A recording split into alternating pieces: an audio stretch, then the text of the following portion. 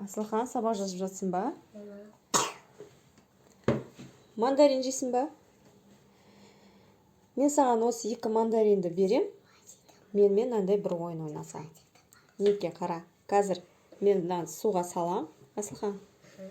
Суға салған кезде апельсин, мандарин батқан жоқ, иә? Осыны бататындай етіп. Қалай не істесе, осы түбіне дейін батады. Қалай ойлайсың? Өзің ойлап көрші.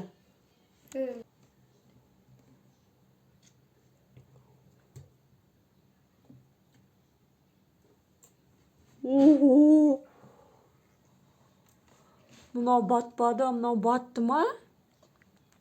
Интересно.